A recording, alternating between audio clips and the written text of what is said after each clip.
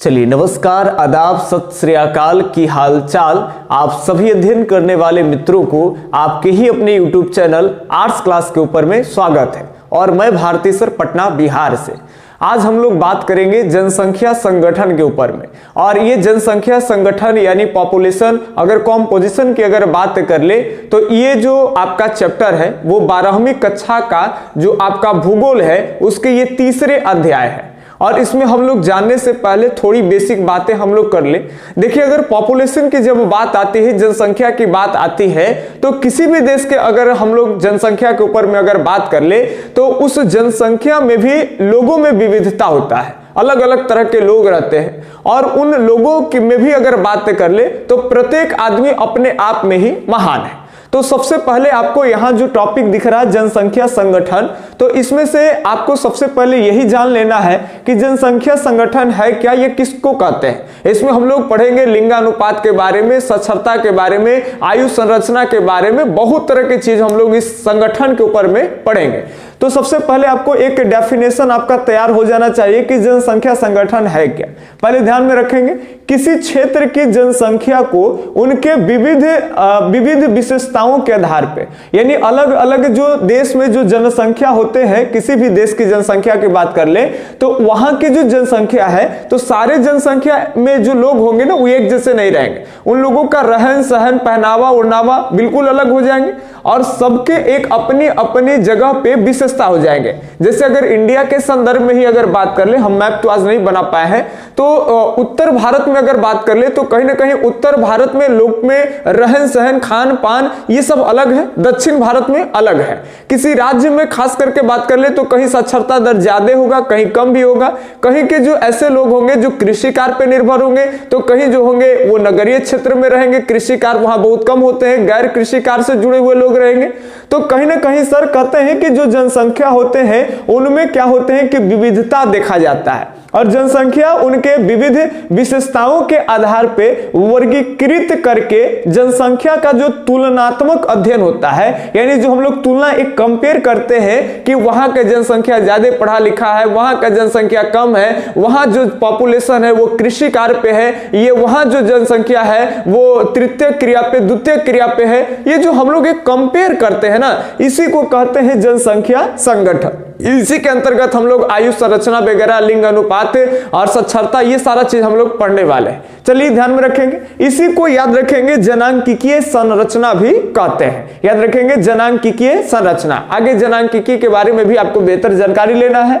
अब ये अगर तुलना अगर करेंगे तो किसके आधार पे करेंगे, तो ये एनसीईआरटी में आपको दिया हुआ है। व्यवसाय के आधार पे कर सकते हैं, शिक्षा के आधार पे करेंगे और जीवन प्रत्याशा। व्यवसाय का मतलब ये आप समझ पा रहे होंगे कि किस तरह के पेशे में वो लीन है। अगर वो प्राथमिक क्रियाकलाप में लगे हुए हैं तो इससे पता चलता है कि वो ग्रामीण अंचल वाले जो भाग है वो वहीं से वो ताल्लुकात रखते होंगे। तो तरह तरह के हम लोग कंपेयर कर सकते हैं इन जनसंख्या में। शिक्षा का स्तर क्या है, कहीं शिक्षा कम है या ज्यादा है। अब कहोगे कि जनसंख्या संगठन की आखिर जरूरत क्यों होता है, इसको आपको मेन समझना है। तो जनसंख्या संगठन में सरकार ये पता करती है, चूंकि इसमें तुलना किसके आधार पे किए जाते हैं, तो व्यवसाय के आधार पे, शिक्षा के आधार पे और जीवन प्रत्याशा के आधार पे। जीवन प्रत्याशा आपको आगे पढ़ना है, जब मानव विकास पढ़ेंगे हम लोग, ह्यूमन डेवलपमेंट, तो उस चैप्टर में हम लोग देखेंगे कि जीवन प्रत्याशा का मतलब आप बढ़िया से सीखेंगे डॉक्टर महबूब उल हक के अनुसार से कि जीवन प्रत्याशा का मतलब ऐसा नहीं हो गया कि खाली लंबे जीवन की कामना करना, कि 50 साल ना जी करके जिस देश में हम 70 साल जी रहे हैं तो चलिए वहीं का जीवन प्रत्याशा बढ़ल है। ऐसी कुछ बात नहीं है। महबूब उल हक के अनुसार हम लोग देखेंगे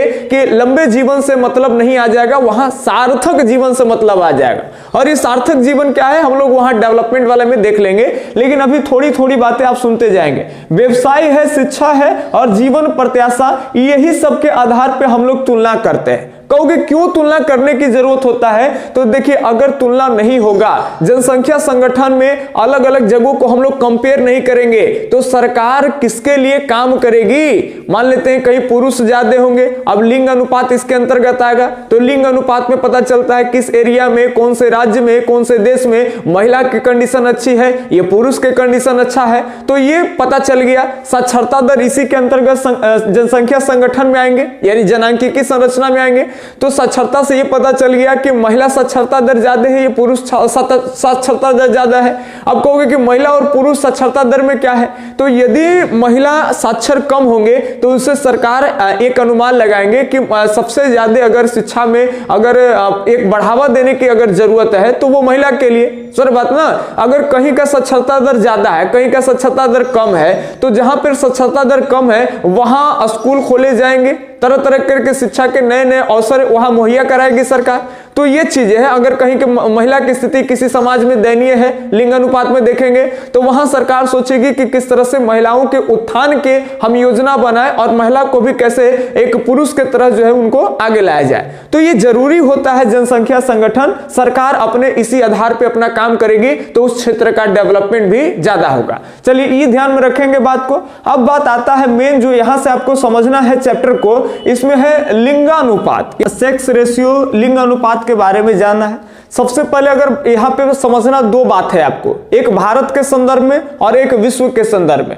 ये जरूरी नहीं है कि भारत के संदर्भ में जो लिंग अनुपात का परिभाषा आता है वो आप विश्व के संदर्भ में भी बोलेंगे। भारत में तो एकदम सिंपल है कि 1000 पुरुषों के पीछे महिलाओं की संख्या के अनुपात को लिंग अनुपात कहते हैं। 1000 पुरुष की जो जनसंख्या है और उसी के पीछे में स्त्री की जो जनसंख्या है, इसके अनुपात को क्या कहते हैं, लिंग अनुपात। ये डेफिनेशन आपके भारत के संदर्भ में होते हैं, जबकि कुछ देशों में ऐसे भी है कि 1000 स्त्री जनसंख्या के पीछे पुरुष जनसंख्या के जो अनुपात है उसको कहते हैं लिंग अनुपात। जबकि कुछ ऐसे भी कंट्रियां हैं, जैसे अमेरिका के बारे में अगर बात कर ले तो वहां जब हम लोग देखेंगे तो वहां 1000 जनसंख्या के ऊपर में नहीं रखेंगे, वो लोग 100 के ऊपर में काउंट करना शुरू कर देंगे। और ज्यादातर डेवलप कंट्रियां में ये देखने के लिए मिलता है। तो ये बात को ध्यान में रखेंगे बात को। अब याद आपको कैसे करना, इसको पढ़ेंगे कैसे, तो कहेंगे 1000, अब नीचे पढ़ेंगे पुरुषों की संख्या, ये जनसंख्या कह सकते हो, और के स्त्रियों की जनसंख्या के अनुपात को क्या कहेंगे, तो लिंग अनुपात।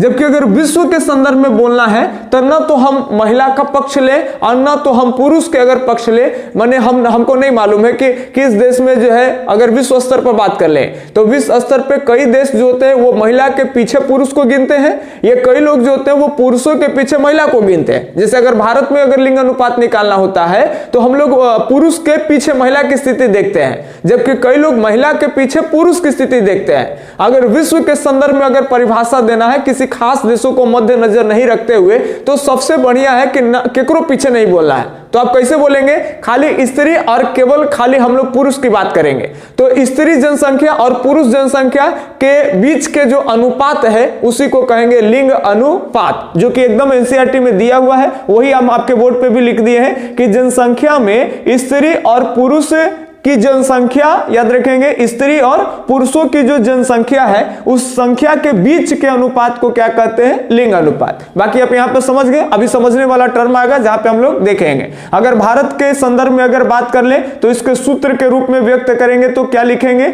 स्त्रियों की जनसंख्या और नीचे में पुरुषों की जनसंख्या। कई बार इस तरह से क्वेश्चंस आते हैं कि लिंग अनुपात का सूत्र है, तो लिंग अनुपात को सूत्र है, यह लिंग अनुपात को व्यक्त किया जाता है। तो इस तरह से आपको देखना होगा। तो याद रखेंगे, भारत में जब बात कर लेंगे तो एक बात मन में रखेंगे, भारत की अगर बात करेगा तो इधर में तो 1000 होवे करेगा, लेकिन अब देखना है कि पुरुष ऊपर होगा कि महिला नीचे। कंफ्यूजन यही होता है कि किसको कभी कभी ऊपर ही कर देता है, उल्टा पुल्टा। तो अब ध्यान से सुनेंगे, अगर विश्व की बात कर ले है तो देखिए विश्व में पुरुष ऊपर तब महिला नीचे, एगो ऊपर है तो एगो नीचे, ऐसे ना रहेगा जी। तब पुरुष जनसंख्या ऊपर लिखेंगे तो महिला जनसंख्या नीचे लिखेंगे, और भारत में उलट देंगे, भारत में महिला के ऊपर कर देंगे आप पुरुष नीचे कर देंगे। याद रखेंगे, तो ऊपर में हो जाएगा महिला और नीचे हो जाएगा पुरुष, तो ये, और इधर में हो जाएगा आपका 1000। तो ये जो फॉर्मूला बन गया ये भारत का लिंग अनुपात व्यक्त करने के लिए। चलिए ये आप ध्यान में रखेंगे। अब सबसे बड़ी चीज जो है वो एनसीईआरटी में लिखी हुई बात को, इसको बढ़िया से सुनेंगे।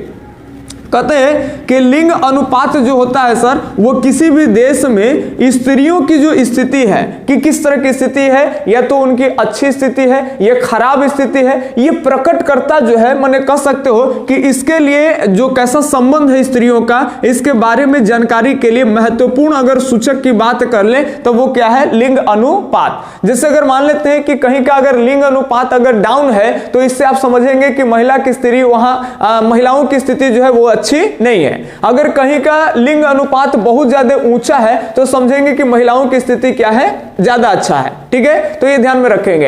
यानी जब भी बोलेंगे कि लिंग अनुपात अधिक है, इसका मतलब आप समझेंगे कि महिला की स्थिति अच्छी है, ये बात को ध्यान में रखेंगे। जब कहेंगे कि लिंग अनुपात अधिक है तो आपको समझना है कि वो महिला की जो स्थिति है ना वो पुरुष से ज्यादा है। जब कहेंगे कि लिंग अनुपात कम है तो आप समझिए वो पुरुष की अपेक्षा महिला की स्थिति दयनीय है, तो कहेंगे कि लिंग अनुपात कम गया है। ये बात ध्यान रखेंगे, बड़ी नॉर्मल बात है, आप समझते चलेंगे। जैसे हम पढ़ते हैं कि भारत में सबसे ज्यादा लिंगानुपात वाला अगर बात कर ले, यानी सर्वाधिक लिंगानुपात, तो वो केरल का आता है। हम लोग छोटे से बचपन से पढ़ रहे हैं, तो केरल में अब एक बात ध्यान में रखेंगे, जब कह रहे हैं कि केरल में लिंग अनुपात ज्यादा है तो इस बात का यह भी एक सूचक है लिंग अनुपात कि वहां महिलाओं की स्थिति काफी अच्छी रही होगी। तो ये ध्यान रखेंगे, जहां का लिंग अनुपात अधिक होगा तो एक बात आपको समझ लेना है कि महिला की स्थिति ठीक है, महिला की अनुकूल स्थितियां हैं। लेकिन कहीं कहीं परिस्थितियां की अगर बात कर ले तो प्रतिकूल हो जाता है, याद रखेंगे। तो जब प्रतिकूल के बारे में आए तो यहां से आपका क्वेश्चन उठता है। देखिए प्रश्न कैसे उठेंगे, जैसे प्रश्न आ जाए कि स्त्रियों के प्रतिकूल लिंग अनुपात होने के कारण बताइए। यानी जो स्त्री है, कहीं ना कहीं स्त्री में जो लिंग अनुपात है, सर यहाँ पे फोकस करिए, लिंग अनुपात कम होने के क्या कारण है। तो लिंग अनुपात अभी बताएं कि लिंग अनुपात ज्यादा होगा तो कहेंगे कि वो स्त्री की संख्या अधिक है। लिंग अनुपात कम कह रहा है, इसका मतलब है कि स्त्री की संख्या जो है कम है। तो स्त्री की संख्या कमेगा कैसे, जब उनके लिए प्रतिकूल परिस्थितियां होता है, माने उनके हिसाब से माहौल नहीं रहेगा तो उनकी संख्या में कमी आएगा। और इसके वजह दे तो क्वेश्चन आपको किसी तरह से कह दे, या तो कह दे कि स्त्रियों के प्रतिकूल लिंग अनुपात होने के कारण बताइए, या फिर कह दे कि लिंग अनुपात कम होने के कारण बताइए। तो दोनों के संदर्भ में एक ही आपका परिभाषा होगा और इसको थोड़ा सा बढ़िया से देख लेंगे। अब यहां ध्यान से फोकस करिए, थोड़ा सा इसमें आंसर की बात कर ले तो आपका पहला आपका बात हो जाएगा एकदम पॉइंट बाय पॉइंट। आप एक बार लिख लेंगे कि लिंग अनुपात कम होने के प्रमुख कारण निम्न इस प्रकार है। एक लाइन आप जोड़ लीजिएगा और यहाँ पॉइंट आपके लिए लिख दिए हैं, अब बढ़िया से सुनते हैं। कहते हैं कि लिंग के आधार पे अनियंत्रित भेदभाव, ये याद रखेंगे। महिला और पुरुष दोनों लिंग की बात हो रही है तो इसको लेकर के अनियंत्रित, याद रखेंगे, अनियंत्रित भेदभाव होता है। जैसे हम लोग अपने ही समाज में देखते हैं कि अगर मान लेते हैं कि हमारे बहनें हो या फिर हमारे गांव के कोई लड़कियां हो, अगर किसी दिन वो पढ़ने के लिए जाए तो पढ़ने के लिए एक तो उनके गार्जियन के मन में मानसिकता होता है कि दूर पढ़ने के लिए नहीं भेजते हैं। अगर बेटा हो तो बस पे बैठ कर करके या बस में लटक करके या बस में टेला टेली कर करके वो जा रहा है और बाबूजी जाने रहा है तैयो नहीं बोलेगा। लेकिन अगर लड़की है, अगर बस में एंट्री ले जाए, बस में पढ़ के जाएगी, बस में आएगी जाएगी, तो गार्जियन सोचेगा कि नहीं बस में जाएगी, तरह तरह के बात है, परेशानी है, पहले ही निगेटिव थॉट खाली ले कर करके और उस पर लड़कियों पर प्रतिबंध लगाते हैं और कहते हैं कि नहीं बगल वाले ही गांव में ट्यूशन पढ़ाते हैं लोग, वहीं पढ़ लो, या अगले गांव में एक टीचर है वहीं जाके पढ़ लो। वो कितनों कहेगा कि नहीं हमको बड़े शहर में पढ़ना है, मानसिकता डेवलप करना है, पुरुषों की तरह हमको भी आगे कुछ करना है। लेकिन पहले ही गार्जियन उसको लड़की देख कर करके कहीं ना कहीं कहते हैं कि नहीं, खाली बेटा को कहते हैं कि दूर जाके शहर में पढ़ लो और बेटी को कहते हैं घरे। बहुत तरह के देखे होंगे, अगर बेटा कहीं अगर चले जाता है दोस्त यार के यहाँ, अगर एक दो दिन नहीं आए तो खाली फोन कर देगा कि बहुत होता है, शाम बीतेगा, गार्जियन एक बार कहे कहाँ है जी, तो खाली फोन कर देगा हाँ पापा पार्टी में आ गए हैं, अच्छा ठीक है वहीं रहना, आराम से आ जाना, रात में ज्यादा हो जाएगा तो नहीं आना और वहीं रह जाना। लेकिन अगर लड़की जात है और कहेगी कि पार्टी में है और हम आज लौटेंगे नहीं, बस आप वहीं से समझ जाइए कि कितना किस तरह का ड्रामा होता है। तो कहीं ना कहीं हम लड़के और लड़कियां को लेकर करके भेदभाव करते हैं, हमारा समाज भेदभाव करता है। तो ये जहां ज्यादा भेदभाव होगा वहां महिला की जो परिस्थितियां हैं उतना ही प्रतिकूल होगा। यानी उसका परिणाम क्या आएगा, तो परिणाम ये आएगा कि वहां की महिलाओं की स्थिति कम जाएगी, पुरुषों की अपेक्षा क्या हो जाएगी, कम जाएगी। जैसे बहुत सारे चीज होते हैं। इसके अलावा याद रखेंगे स्त्री भ्रूण हत्या, ये शिशु हत्या। देखिए एक बात हमको याद आ गया कि जब हम आज से 10 साल पहले जब हम कमाते थे तमिलनाडु तरफ में, तो वहां क्या है कि केरला के कुछ लड़कियां जो थी वो तमिलनाडु की फैक्ट्रियां में आकर के हॉस्टल टाइप की रहता था, कंपनी में भी कारखाने में भी, और वो लोग काम करते थे। वहां कॉटन इंडस्ट्री था, सूती वस्त्र का जो धागा था ना वो तैयार होता था।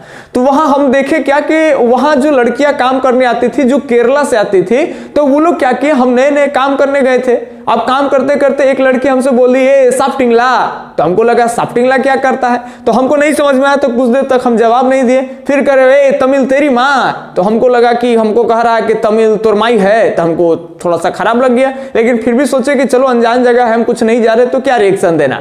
लेकिन जब लंच होता है तो हम एक हमारे जो कुछ और भी बिहारी लोग थे तो उनसे बात किए कि जी देखिए ना वो लड़की हमरा से कहती है कि कुछ तो हमरा यादो नहीं है, तो वो बोले कि कुछ मैंने साफ्टिंगला करे, तो हम कि हाँ हाँ यही वाला बोल रहा था। तो कह रहे साफ्टिंगला मैंने खाना खा लिए, ये पूछ रही होगी तुमसे। फिर कहें कि ओ ऐसा बात है कि साफ्टिंगला मैंने खाना खाना, तो हम कहे कि एगो आओ कुछ तो बोला था। अगला दिन फिर जैसे कि बोला, तब फिर हम उनसे जाकर के कहें कि तमिल तेरी माँ कहता है, तो हमरा लगलवा ना कि तमिल तोर माई है का, ये ऐसे बोलती है। ताकि नहीं, तमिल तेरी माँ मने तमिल आप जानते हो, आप नहीं जानते हो तो आपको बोलना चाहिए था कि नहीं हिंदी मेरी माँ। तो हम क्या जाने गए। अब क्या हुआ कि दूसरे तीसरे दिन में हम देख रहे हैं क्या कि पर डे कोई ना कोई लड़कियां चॉकलेट का डिब्बा लेके आ जाती थी। अब चॉकलेट के डिब्बा लेके आती थी तो हमको समझ में नहीं आता, हमको लगता था कि इसका बर्थडे है तो ये चॉकलेट बांट रही है। तो एक दिन हम पूछ दिए कि आई जी एक वो लड़की या 2 महीना नहीं होता है 3 महीना, और एक से 2 बार हम इसको चॉकलेट बांटते देखते हैं। तो वो कहा कि 2 महीना में चॉकलेट बांटते हैं। तो हम उस समय छोटे थे, थोड़ा मानसिकता मेरा छोटा था, हम नई चीजों को समझते थे, सामाजिक चीजों को। तो वो बोले कि इन लोग में पीरियड आता है तो वो चॉकलेट बांटते हैं।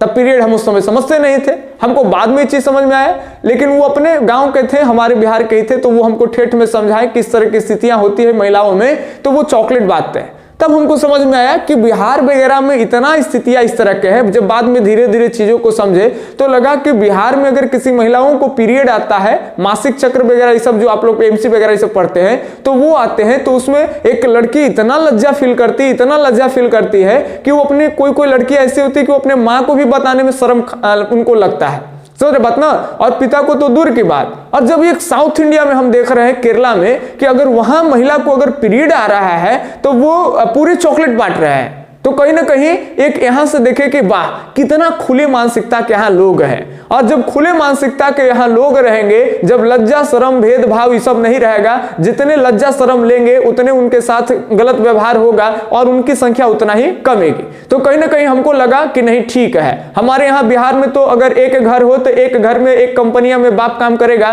तो वो नहीं चाहेगा कि हमारी बेटी काम करे, उसको जैसे तैसे कई लोग बोलेंगे। लेकिन दक्षिण भारत में देखे कि नहीं, एक कंपनियां में लड़की भी काम करने आ रही है, उसके माता पिता भी है, सब लोग काम कर रहे हैं, यानी एकदम ओपन माइंड के हैं। तो जाहिर सी बात है, आज हम सोचते हैं तो हमको लगता है कि जाहिर सी बात है कि वहां महिलाओं के लिए अनुकूल परिस्थितियां हैं, वो मर्दों की तरह काम कर सकते हैं, उनके पास भी पैसे होंगे, आर्थिक स्थितियां होंगे, अगर आर्थिक पावर होगा तो वो भी अपनी बात की निर्णय ले सकती है, डिसीजन ले सकती है। तो जाहिर सी बात है कि वहां उनकी संख्या अच्छी हो जाएगी। लेकिन जहां पे भी सामाजिक उनको ताने मारे जाएंगे, उनके अधिकार कम होंगे, तो यहां पे जब समस्या खड़ा होगा ना, सामाजिक चीज से ही महिला की स्थिति कम जाएगा। यहां बात को आपको समझना है। अब आपको समझ में आ ही रहा होगा बात को।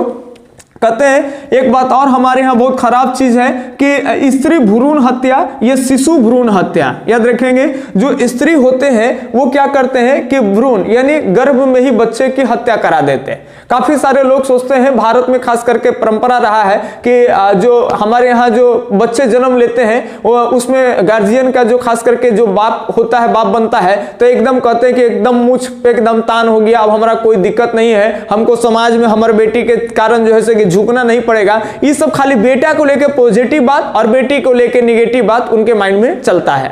और उसको लेकर के वो पहले से जब उनकी पत्नियां जब गर्भ धारण करती है तो वो टेस्ट कर लेते हैं, टेस्ट से जैसे अल्ट्रासाउंड वगैरह कहीं करा लेते हैं और उससे पता चल जाते हैं। क्योंकि 3 महीने में जब बच्चा का 3 महीना होता है तो 3 महीने में उसका प्राइवेट पार्ट्स बन जाता है, जिससे पता लगाया जा सकता है कि ये लड़का है ये लड़की है। तो इस हिसाब से हमारे यहाँ क्या होता है कि टेस्ट, हालांकि भारत में तो भ्रूण हत्या ये सब बंद है, बैन है। आप गर्भ की जांच भी नहीं करा सकते, ये भी बैन है। लेकिन कई कई ऐसे अल्ट्रासाउंड करने वाले भी लोग हैं जो चंद पैसों के कारण, जैसे मान लेते हैं कहीं 700-800 रुपए अल्ट्रासाउंड का एक नॉर्मल फी है, तो वो कहेंगे कि हमको 2500 दीजिए, हमको 3000 दीजिए, और वो आपको गुप्त रूप से बता देते हैं कि बेटा है या बेटी है। तो हर जगह कहीं ना कहीं समाज में ये गुप्त रूप से चल रहा है। जैसे कैसे शराबबंदी कहीं रहता है तो अंदर अंदर बिकता है, वैसे यहां भी हमारे यहां चल रहा है, जिसका परिणाम क्या निकल जाएगा कि जहां जहां समाज में ऐसे होते रहेंगे, वहां वहां समाज में लिंग अनुपात यानी महिला की संख्या क्या हो जाएगी, कम जाएगी। जाहिर सी बात है। अब ध्यान में रखेंगे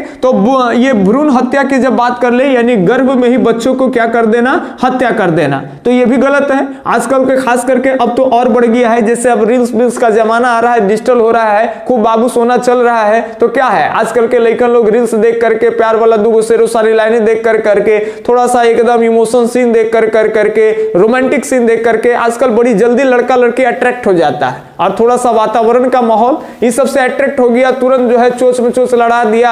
अब फिर 2-4 दिन के बाद पता चला लड़का बढ़िया है नहीं, सिलेक्शन बढ़िया नहीं की। क्योंकि यंगस्टर फेज में यही हो रहा है ना, 9-10 के बच्चों को कुछ समझदारी नहीं है, वो जहां तहां पढ़ने के जगह बाप मतारी पैसा दे रहा है, तब जने तने जा करके वो चोच लड़ैले है। तो सब क्या करेगा, 1 साल 2 साल अनमैच्योर्ड आदमी है, 1 साल 2 साल में न तो लड़का पैर पे खड़ी है न कुछ, न तो उसको शादी करके जीवन निर्वाह करने का उसके अंदर में क्षमता कैपेसिटी कुछ है ये नहीं है। और वो लोग क्या कर लेंगे कि इधर उधर पता चलेगा कि अब समझ रहे बात को, अब बच्चे आ जाएंगे उनको, तो अगर मान लेते विवाह नहीं करेंगे तो उनको वो क्या करेंगे, किसी तरह से गुप्त रूप से उनको दवा दे कर करके और बच्चे को गर्भ में ला करके बच्चे को मारेंगे। तो ये सब नहीं होना चाहिए। तो ये हमको तो लगता है कि जितना भ्रूण हत्या जो महिला लोग करते हैं, जो खास कर करके शादी विवाह हो जाते हैं वैवाहिक लोग, उनसे ज्यादा अंदर अंदर हो रहा है, जो डाटा बाहर नहीं आ रहा है। समझ रहे बात। हॉस्पिटल वाले भी लोग कुछ ऐसे हैं कि जो इस तरह के काम कर लेते हैं एक्स्ट्रा पैसे लेके। चलिए याद रखेंगे, जहां जिस समाज में इस सारा चीज बढ़ेगा, ये सब चीज होगा, उस समाज में जाहिर सी बात है कि महिला की स्थिति क्या हो जाएगी, कम। और उसके लिए महिलाओं के लिए वो प्रतिकूल वातावरण माना जाएगा कि अनुकूल तो प्रतिकूल। ध्यान से सुनेंगे। आगे बात कर ले तो स्त्रियों के प्रति घरेलू हिंसा की प्रथा प्रचलित है। यह भी बात सत्य है कि हमारे यहाँ जो इंडियन सोसाइटी में खास करके जाएंगे तो महिलाओं को बहुत ज्यादा परिताड़ित किए जाते हैं। हस्बैंड कहीं से भी आएंगे तो थोड़ी बहुत भी गुस्सा है तो वो अपना गुस्सा किसी और पे नहीं, महिला है उनको कमजोर समझ के उसी पे निकाल दिया जाता है। और महिला भी उतना ही, चूंकि नीचे आपका एनसीईआरटी में यह भी दिया हुआ है कि महिला को एक जैविक लाभ यह भी प्राप्त हुआ है कि महिला में सहन शक्ति बहुत ज्यादा होता है, वो बहुत ज्यादा सहती है। और ये सब जब पढ़ेंगे तो आपको लगेगा, और महिलाओं को देखेंगे, हमको तो नहीं लगता है, हम भी एक वैवाहिक आदमी है, हमारा भी शादी ब्याह है, तो हम ये भी एक चीज समझते हैं कि गलती हम में ही होता है। अगर हम 2 महीना घर में अगर अपने गुस्सा को नहीं निकालेंगे तो 2 महीना उधर से कोई ऐसा रिएक्शन नहीं आएगा जिसमें मारपीट का माहौल बन जाए, ये किसी अपशब्द बोला जाएगा। सर बात ना। हाँ, लेकिन अगर हम गलती करते हैं तब हमको लगता है कि उस दिन हमारे घर में टेंशन होता है। तो महिला को कहीं ना कहीं देखें तो महिला, हर महिला एक सीता के समान है। फाइनली सीता जी होते थे कि नहीं ये तो हम नहीं कह सकते हैं, जब इतिहास पढ़ा जाता है तो राम जी होते थे या नहीं होते थे ये हम कुछ नहीं कह सकते, धार्मिक बातें भी है और कहीं कहीं साक्ष्य भी नहीं मिल पाता है उस तरह करके। वहां थोड़ा सा विवादित सेशन इतिहास में जब हम लोग पढ़ते हैं तो विवादित सेशन होता है कि वाल्मीकि आगे चल करके ये रामायण की रचना किए हैं और वाल्मीकि जो है वो पुष्यमित्र शुंग का दरबारी कवि है, तो बहुत तरह के बात आते हैं। लेकिन हाँ, जिस सीता और जिस राम का जो छवि एक श्रद्धा के भाव से पूरे भारत में है, याद रखेंगे जहां जहां सनातन धर्म है तो सीता होते थे कि नहीं ये हम नहीं कह सकते हैं, लेकिन जो भी हमारे यहाँ के जो महिलाएं होते हैं, जो स्त्रियां हैं, वो पक्का सीता के समान होते हैं। हाँ, लेकिन उनको थोड़ा सा माहौल, थोड़ा सा इन्वायरमेंट ये, या फिर अगर हम जैसे अगर पुरुष लोग उन पे शक करेंगे, उन पे अत्याचार करेंगे तो उनका मानसिकता चेंज हो जाता है। सर बात ना। तो कहीं ना कहीं हम लोग राम की तरह नहीं है, हम लोग रावण की तरह हो जा रहे हैं, जिससे सीता भी कहीं ना कहीं गड़बड़ा जा रही, नहीं तो वो सीता है और सीता रहेगी। तो महिलाओं को सम्मान करना सीखिए और ऑटोमेटिक जहां पे महिलाओं को सम्मान मिलेगा, जहां महिलाओं की अनुकूल परिस्थितियां हो जाएगी, तो वहां महिलाओं की यानी लिंग अनुपात क्या होने लगेगा, उस जगह का बढ़ने लगेगा।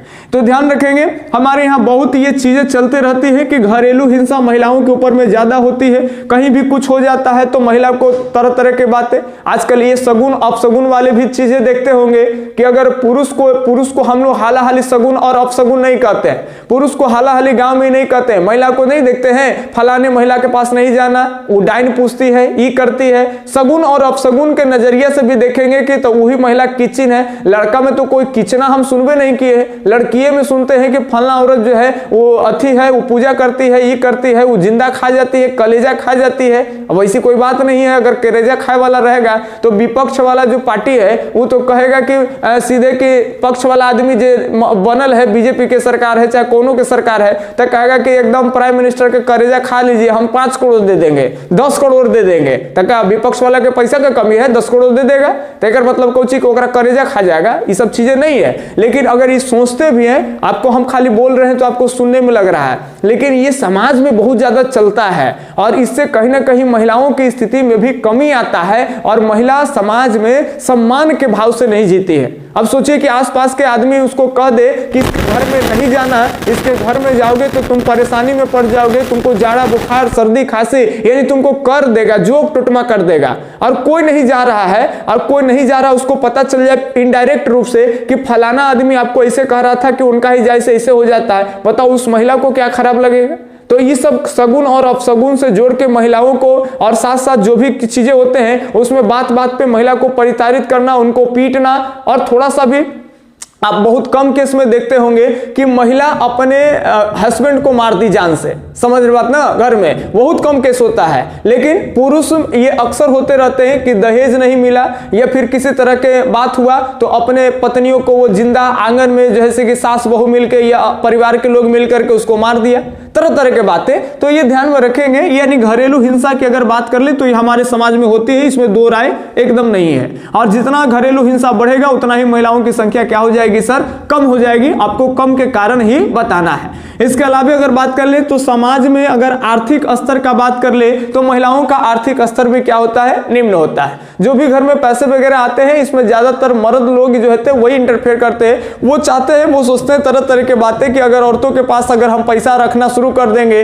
औरतों का दिमाग ठेवना में होता है, इन लोग का दिमाग नहीं है कहाँ क्या करना है, और पैसे वैसे से दूर इनको केवल घरेलू जो चीजें हैं उसको ही मैनेज करने की आजादी दिया जाए, इनको पैसे वैसे की आजादी नहीं दिया जाए। और ये अब जॉब भी नहीं करती है, अगर ये जॉब करेगी बाहर में इनके पास पैसे होंगे। अच्छा, एक चीज और यहाँ पे हो सकता है कि महिला जो भ्रूण हत्या करवाती है तो ऐसी नहीं है, बात को समझेंगे। हाँ, कुछ महिला भी चाहती है कि बेटा हो, लेकिन बहुत सारे महिलाएं ऐसे नहीं है कि उनको बेटी से नफरत है। लेकिन अगर बेटी को में वो गर्भ की टेस्ट करा करके और गर्भ में ही अगर हत्या करते हैं तो उसके पीछे का ये रीजन होता है कि हर महिला चाहती है कि जो हमारे अगर पति कहते हैं वैसे हम भी चले। अगर उनके पति खुश है तो महिला को सबसे ज्यादा, दुनिया का सबसे ज्यादा सेटिस्फैक्शन मिलता है, याद रखेंगे। यानी पत्नी को बहुत ज्यादा खुशी तब होता है जब उनके हस्बैंड की तारीफ हो। हाँ, अगर महिला के कोई तारीफ कर दे उनके तब हस्बैंड के जलन होगा, लेकिन अगर हस्बैंड की तारीफ होते हैं तो देखिए कितना अद्भुत चीज है कि महिला को बहुत गौरव फील होता है कि हमारे हस्बैंड अच्छे हैं। तो ये ध्यान में रखेंगे। कभी कभी हस्बैंड निराश हो जाते हैं कि बच्ची हो रही है, कैसे लालन पालन, तो अपने हस्बैंड का चेहरा उदास देख कर करके बेचारी विवश में अपने भ्रूण हत्या कराती है। नहीं तो अगर एक बात और ध्यान में रखेंगे कि इसमें एक कंडीशन ये भी होता है कि महिला के पास में इकोनॉमिकल पावर नहीं है। अगर वो इकोनॉमिकल पावर महिला को होती तो वो कहेगी कि बेटी हो चाहे बेटा हम इसको पालेंगे, तुम अगर साथ दो या न दो हम इसको करेंगे। लेकिन वो जानती है कि अगर हम समाज के, परिवार के, अपने परिवार के सदस्यों के विरुद्ध अगर काम करेंगे तो अकेले जाकर के कहाँ इसका लालन पालन करेंगे। अगर इसका बाप छोड़ देगा हमको तो कहाँ बेसहारा नियन हम इसका परवरिश कैसे करेंगे। तो इसीलिए बेचारी विवश हो जाती है। नहीं तो सोचिए कि अगर कोई महिला 50 से 60 हजार रुपया कमाएगी और उसको बेटी होगा और उसके हस्बैंड वगैरह कहेगा कि चलो इसको गर्भ पात करा देते हैं, गर्भ में ही मार देंगे, तो बताओ उसमें क्या होगा कि जब पैसे उसके पास आएंगे तो आर्थिक रूप से वो कैपेसिटी वाली हो जाएगी ना। वो कहेगी कि तुमको करना है लालन पालन तक करो, नहीं तो हम दुख दर्द सह लेंगे और हम इसका लालन पालन भी कर लेंगे, परवरिश भी कर लेंगे, तुमको रहना है तो रहो। कहीं ना कहीं उसका आत्मबल बढ़ेगा। लेकिन कहीं ना कहीं ये याद रखेंगे कि आर्थिक स्तर के के निम्न होने के कारण भी है कि महिलाओं में याद रखेंगे गर्भपात वगैरह ये सब बढ़ जाता है और महिलाओं की स्थिति क्या है वो कम जाती है। तो ये कुछ फैक्ट्स याद रखना है, आपको पॉइंट्स याद रखना है और इस पॉइंट्स के बेस पे ही आपको एकदम बढ़िया सा डेफिनेशन तैयार कर देना है। क्वेश्चन किस तरह से आएंगे, लिंग अनुपात कम होने के कारण बताइए, कहेंगे लिंग अनुपात कम होने के प्रमुख कारण इस प्रकार हैं, याद रखेंगे लिंग के आधार पर अनियंत्रित भेदभाव, महिला और पुरुष को लेकर के भेदभाव, आप समझ पा रहे होंगे, आप भी और अपना डेफिनेशन भी रिलेट कर पा रहे होंगे तो अच्छी बात है। दूसरी बात है स्त्री भ्रूण हत्या और शिशु हत्या करा देना। तीसरी बात ये भी आपका हो गया कि स्त्रियों के प्रति घरेलू हिंसा, और ये हिंसा ही नहीं, ये हिंसा के भारत में क्या है सर, तो प्रथा प्रचलित है कि महिला है तो कितनों एकदम मारते रहिए, अगर भाग गई तो 2 नंबर के है, अगर रह गई तो आओ आदमी मारेगा ओकरा जान से, तनिक उन बात पे खाई नहीं देगा तो एकदम माई के काहे ने खाई दी है, लो 2-4 बंडी मार देगा ओकरा पे। अगर ओकरा में बेचारी महिला विवश होकर घर छोड़ के अगर निकल गई तो का भाई ये बढ़िया स्त्री नहीं है, कहीं से सेटिंग होगा, ये वो तरह तरह कहता है। तो इस सबसे अगर हम बचेंगे तभी जाकर के महिलाओं की स्थिति हमारे यहाँ अच्छी होगी। चलिए अब ये याद रखेंगे, एक बात आपको यहाँ ये भी समझना है, लेकिन इससे पहले थोड़ी सी बात और आपको कर दे, चलिए इसको पहले देख लें। कहते हैं कि जनसंख्या में अधिक स्त्रियों के होने का अर्थ यह नहीं है कि वह उनका स्तर बेहतर है। अब यह भी बात एक आपको समझना है कि यदि जनसंख्या है, मान लेते हैं कि 1000 जनसंख्या पर अगर 1000 व्यक्ति में अगर पुरुष कम जाए और पुरुष के से ज्यादा महिला हो जाए तो इसका यह मतलब नहीं है कि महिलाओं की स्थिति अच्छी हो सकती है। ध्यान में रखेंगे बात को, अभी तक पढ़े तो इससे यही कॉन्सेप्ट निकल के आ रहा है कि महिला की संख्या ज्यादा होगा तो पुरुष जो होंगे वो बहुत ज्यादा जो होंगे उनके अनुकूल परिस्थितियां होंगे, ऐसी बात नहीं है। ऐसा भी हो सकता है, ध्यान में रखेंगे, अभी आपको समझ में आएगा कि जहां जहां महिला ज्यादा है, जैसे यूरोप में अगर बात कर लेंगे तो महिलाओं की स्थिति वहां बहुत बढ़िया है। तो उसके पीछे 2 तरह के कारण है कि एक यूरोप में महिला ज्यादा होने के कारण, याद रखेंगे यूरोप के कंट्रीज में महिला ज्यादा होने के पीछे का वजह है कि एक चीज बढ़िया है कि वो तो विकसित देश है, मेंटेलिटी लोगों का ठीक है, खुले विचार के लोग वहां पे है, महिलाओं के लिए बहुत सारा शहरों में लेकर के ग्रामीण एरिया में उनको अवसर मिला हुआ है, तो महिला लोग आगे आ रही है। आप जितने भी बड़े बड़े विकसित शहरों में जाएंगे, यूरोप में जाएंगे, अमेरिका वगैरह में जाइए, यूएसए जाइए, कनाडा जाइए, वहां हर ऑफिस में देखेंगे तो ज्यादातर आपको स्टाफ जो है वो आपको मिलेंगे महिला लोग। जहां जहां देखिए कि इंटरनेशनल वर्किंग चलता है, ऑफिस वगैरह ये सब हो, तो एयर होस्टेस ये सब की बात कर ले तो वहां पे भी महिला लोग आपको ज्यादा देखने के लिए मिलेंगे और जेंट्स लोग कम मिलेंगे। तो वहां विकसित शहरों में महिलाओं के लिए अवसर है, वहां काम करने में लज्जा उज्जा ये वो सामाजिक बुराइयां नहीं होती है, तो वहां महिलाओं की स्थिति अच्छी होती है।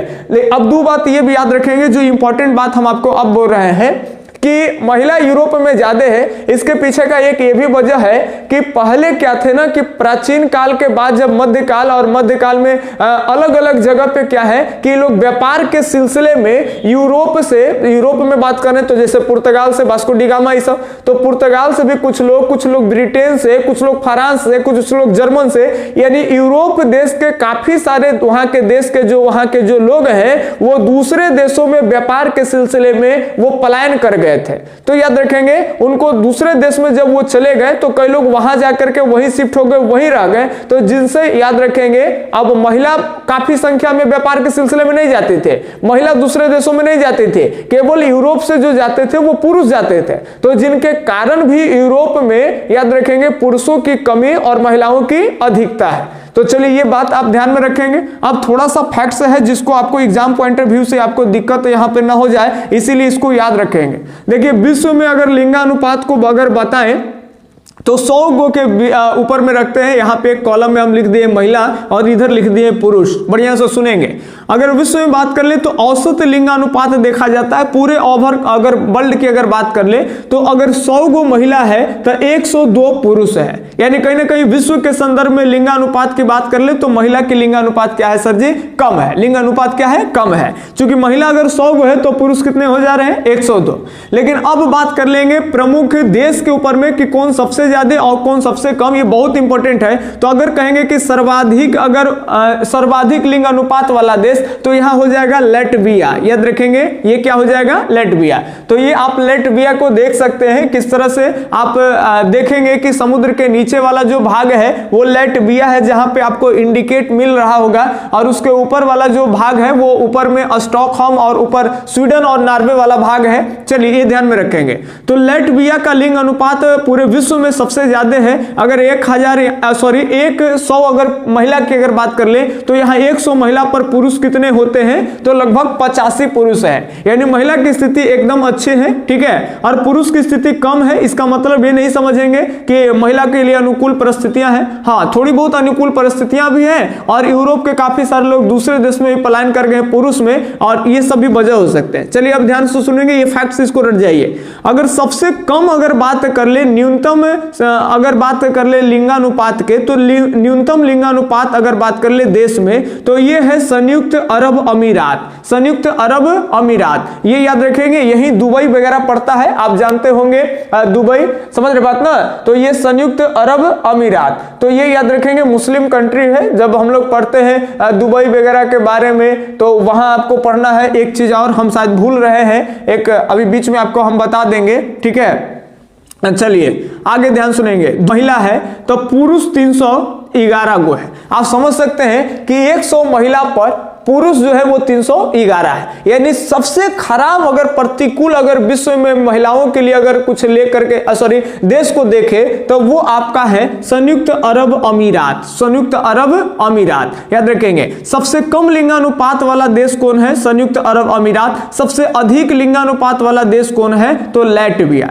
अगर ये हम महाद्वीप के ऊपर में देखें तो सबसे अच्छा याद रखेंगे, यानी सर्वाधिक लिंगानुपात आपका यूरोप का है, और सबसे कम लिंगानुपात की अगर बात कर ले तो अपना देश एशिया का है, अपना महादेश एशिया का है। चलिए ध्यान में रखेंगे, सर्वाधिक लिंगानुपात किस देश का है, यूरोप का, और सबसे कम लिंगानुपात किसका है, तो एशिया का है। अब एक बात आपको यह भी पढ़ना है, एक पूरा विश्व के संदर्भ में बातें कही गई है कि पूरे विश्व में अगर देखें तो 139 देशों में लगभग महिलाओं के लिए अनुकूल परिस्थितियां हैं। यानी वहां महिला आराम से रह सकते हैं, उनके लिए बेहतर अवसर है, वहां सामाजिक बुराई वगैरह सब नहीं है, तो लेकर के है। और 72 ऐसे देश हैं जहां महिलाओं को लेकर करके और प्रतिकूल जो है वातावरण वहां है। तो याद रखेंगे कितने देश में, विश्व में कितने देशों में महिलाओं की स्थिति ठीक नहीं हो सकती है, तो 72। और कितने देश में महिलाओं के लिए बेहतर जो है परिस्थितियां हैं, माने कह सकते हो कि अनुकूल परिस्थितियां हैं, तो ये आपका होगा 139। ये डेटा है, आप इसको भी ध्यान रखें। तो हम लोग एक समझे कि लिंग अनुपात का कमरे के पीछे का वजह और लिंग अनुपात बढ़ने के पीछे का वजह। अगर लिंग अनुपात कम गया है, यानी सामाजिक बुराइयां वगैरह ये सारा चीज चलेगा, उनके साथ मारपीट, परिताड़ना, उच्च पदों पे उनको नहीं आने देना, उनको भेदभाव के नजरिया से देखना, कहीं ना कहीं महिलाओं को कम दिमाग वाला, तरह तरह के परेशानी कि महिला मर्द नहीं हो सकती है, महिला महिला रहेगी, सर बात ना। लेकिन जिस समाज में ऐसा नहीं है, जिस समाज में महिलाओं को वैल्यू दिया जा रहा है कि भाई नहीं भाई, जो भी हम लोग इतने जो पुरुष आ रहे हैं, जितना भी हम लोग नाम कर रहे हैं, साइंटिस्ट बन रहे हैं, जो भी पुरुष है, ये सब आता कहां से है, तो महिला से तो है ना। महिला नहीं रहता तो हम लोग इतना जन्म लेते, मान लेते कोई भी अगर बात कर ले, एपीजे अब्दुल कलाम की बात कर ले, चाहे न्यूटन की बात कर ले, ये सब पुरुष है, आया कहां से, तो महिला से। अगर महिला नहीं रहती, सबका जन्म नहीं होता, तो कोई नाम ही नहीं होता। तो जहां पे महिला का भी क्रेज है, वहां पे लिंग अनुपात क्या है सर, तो ज्यादा है, भेदभाव नहीं है तो ज्यादा है। तो चलिए आप इस चीज को समझे, और अगले चैप्टर में आपको हम बताएंगे आयु संरचना को लेकर करके। वीडियो के सीरीज में बने रहिएगा। आज थोड़ा सा बोरिंग हो सकते हैं, क्योंकि हिस्ट्री पढ़ते पढ़ते ज्योग्राफी पे आए हैं, तो फिर धीरे धीरे आप ढलेंगे, फिर हम लोग हिस्ट्री चालू करेंगे। चलिए।